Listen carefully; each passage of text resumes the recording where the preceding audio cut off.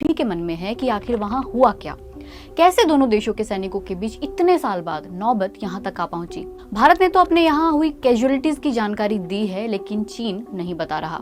Social media पर और दूसरी जगहों पर एक हथियार की तस्वीर शेयर की जा रही है, जिसके बारे में कहा जा रहा है कि गलवान घाटी में भारत चीन लाइन ऑफ एक्चुअल कंट्रोल पर दोनों सेनाओं के बीच हुई झड़प में चीनी सेना ने इसी हथियार का इस्तेमाल किया था।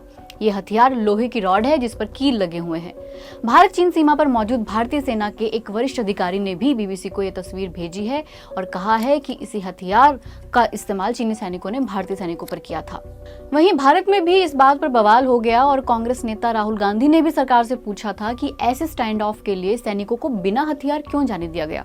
इसके जवाब में विदेश मंत्री एस जयशंकर ने कहा कि गलवान घाटी में भारत चीन सीमा पर तैनात भारतीय जवानों के पास हथियार थे, लेकिन पिछले समझौतों के तहत उन्होंने हथियार का इस्तेमाल नहीं किया। हम आपको बताते हैं कि ये कौन से समझौते थे। 1993 में भारत चीन के बीच समझौता हुआ था और उसके मुताबिक दोनों में से किसी भी साइड में जो भी गतिविधि हो रही है वो एलएसी यानी वास्तविक नियंत्रण रेखा को पार नहीं कर सकती। अगर एक साइड के सैनिक एलएसी पार कर लेते हैं तो दूसरी साइड को उन्हें सावधान करने पर उन्हें तुरंत वापस अपनी साइड में जाना है। 1996 में इसे थोड़ा और स्पेसिफिक किया गया। 1996 के समझौते के आर्टिकल 6 में लिखा गया है कि कोई भी side line of actual control के 2 किलोमीटर के दायरे में ओपन फायर नहीं करेगी, खतरनाक केमिकल्स का इस्तेमाल नहीं करेगी और कोई विस्फोट नहीं करेगी। हालांकि स्मॉल आर्म्स फायरिंग रेंज में रूटीन फायरिंग एक्टिविटीज पर यह लागू नहीं होगा। साथ ही अगर दोनों साइड के सैनिक आमने सामने आ जाएं लाइन ऑफ एक्चुअल कंट्रोल पर किसी भी वजह से, तो वे खुद को सेल्फ रिस्ट्रेंट करेंगे और हर संभव कोशिश करेंगे कि स्थिति ना बिगड़े। दोनों साइड तुरंत डिप्लोमेटिक चैनल या जो भी रास्ता अवेलेबल हो उसके जरिए बातचीत करेंगे। और ऐसा नहीं है कि इंडियन आर्मी को अनआर्म्ड कॉम्बैट की ट्रेनिंग नहीं दी जाती। अनआर्म्ड कॉम्बैट यानी बिना हथियारों की लड़ाई की ट्रेनिंग भी उन्हें मिलती है। हालांकि ज्यादा स्ट्रेस हथियारों की ट्रेनिंग पर दिया जाता है।